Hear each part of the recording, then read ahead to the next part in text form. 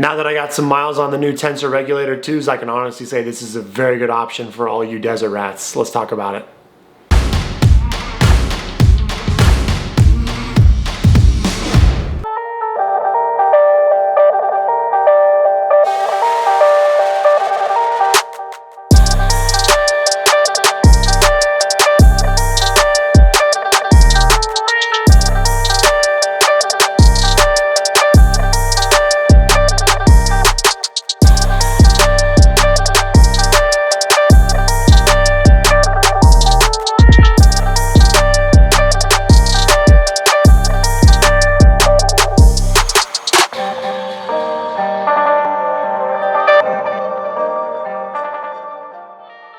Hey everybody, welcome back to the channel. It's Nick Olson, Chupacabra Offroad, and excited to put this video together.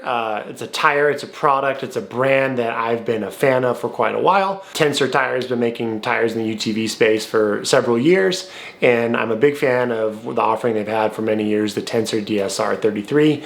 I've used those tires almost exclusively over the past several desert seasons. From my old Razor, currently on my Can-Am X3, I raced with them on my race car, so I know the tires intimately well. I've got buddies who run big desert runs on them, buddies who race on them.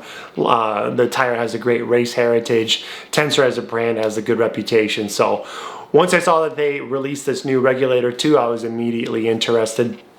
The Regulator original version is what it replaced or superseded, and it was getting a little long in the tooth. It was an older design, and it's cool to see that they had implemented a lot of the technology I learned from the DSR, and there's a lot of similarities once I first saw the photos and noticed that. So I was initially drawn to the Tensor DSRs many years ago because they were so lightweight. I loved the look of them and the performance was good. The one thing that I would say that I wasn't as much of a fan of the DSRs is that they did wear a little fast because it was a race compound.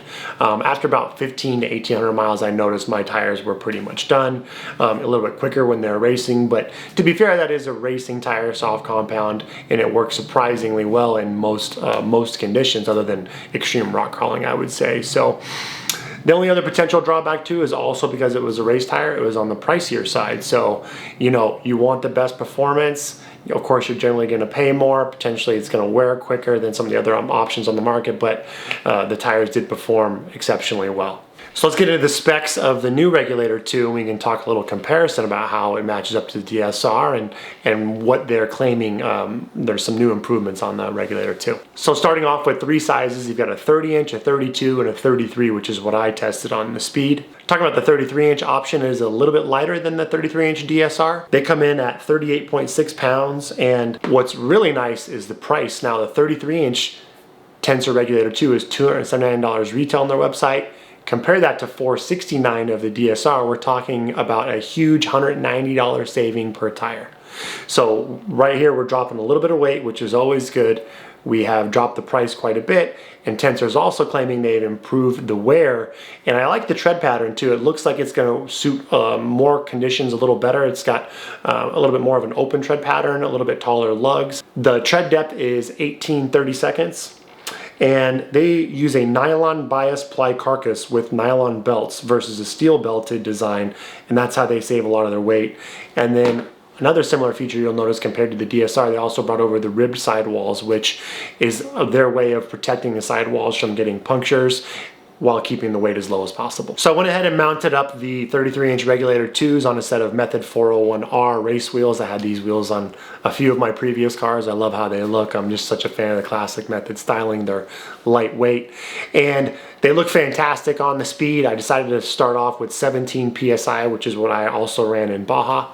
But before I took the car down to Baja to put 500 miles on these tires, I went out to my local spot here, Geyser Loop. It's in my backyard here in Peoria, Arizona. It is incredibly rough, very rocky. The dirt's extremely hard, and I could initially feel some additional compliance over the DSR, the softness, or I'm going to call it a plushness of the tire. It had a little bit more give in it over the rocks out there. So that was kind of an immediate takeaway, and I did remove my stock Speed tires to put these on, and I could notice the weight difference a little bit as well with acceleration and braking. So right out of the gate, you know, we improved some ground clearance, we lost some weight, got some nice cushiness compared to the old Tensor, and thought the styling looked amazing. So first little impression out there, guys, I was stoked, but really had to get some miles on them. So After that, recently this month, I took the tires and the speed of course down to Baja, completed a 492 mile run, 3-day run with my buddies, covering a lot of ground. And as you can imagine, when you cover that many miles down in Mexico, you're going to encounter all different types of soil types. You're going to have some hard, rocky race course stuff over on the coast near Rindera. A lot of those sections were rough, rocky. There's a lot of washouts. There's some high-speed stuff along the side of a cliff. You've got some smooth, flowy stuff as we were going through northern Baja, Laguna Hansen, to make our way down to the coast. So it was a great 3-day ride. We had a great trip, and it was really nice to see how the tires performed. So I thought 17 PSI made a lot of sense. Now the speed is on the heavier side of UTVs, and we're talking kind of this new school, I'm gonna call it, Pro R's speed, and then now the newly released Can-Am Maverick R.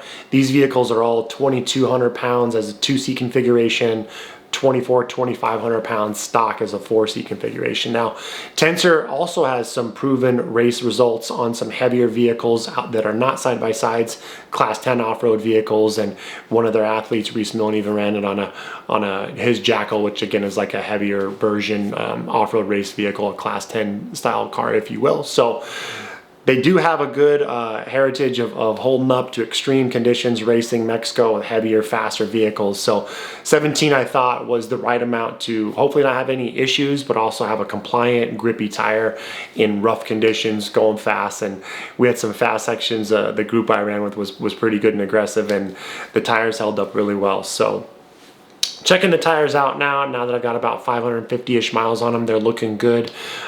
One additional little mishap in Baja that I had was, you never know what could happen in Baja, but unfortunately I had an issue with one of my front axles on the speed.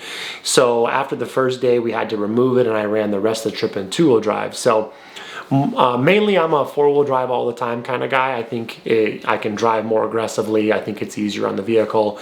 I just have been used to it, and that's what I like. So it was a fun opportunity to mix up, but I also thought it was a good way to test the tires out, you know, inadvertently. So, you know, in 4-wheel drive, it's a little easier to make sure you're tracking right when you're trying to be precise about hitting ruts and avoiding big rocks.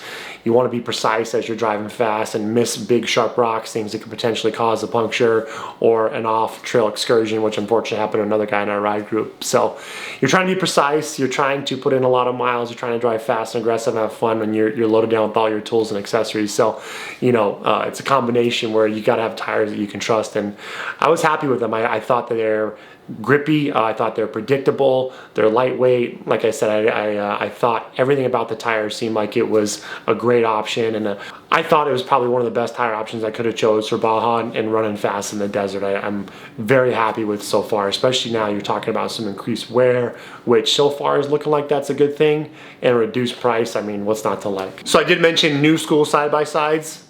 A lot of those vehicles, Pro R, now the new Maverick R speed, a lot of you guys want to run a 35-inch tire option. So luckily, Tensor will be releasing this Regulator 2 in a 35. They haven't published what the weight will be, but the DSR is about 44.5, 45 pounds. So I imagine it'll also, again, be one of, if not the lightest option for a 35 for the desert. So nice peace of mind that you've got that performance. You're not putting any more strain on your belt because you have a lightweight package of wheel and tire combo.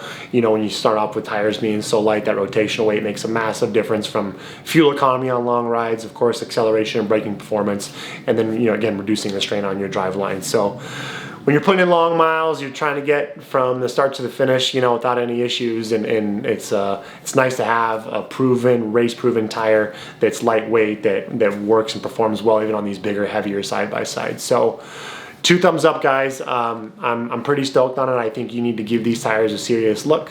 We do have them for sale on our website. If you want to learn more, I'll go ahead and post a link here below. You can go ahead and click the link and learn more about that availability. And again, look forward to those 35s coming soon if you're interested in those. Check out the current offerings. There's also going to be a 28-inch option for you guys that run some smaller, lighter weight side-by-sides. So if you run in the desert, Tensor is a brand that you're probably familiar with. I'm really stoked on the Regulator 2s. I think a lot of you guys are going to be interested or are going to like them. I think it's a great option. Check out their website as well if you want to learn more. Thank you guys for watching. If you guys like the content, please like and subscribe, and we'll see you on the next one.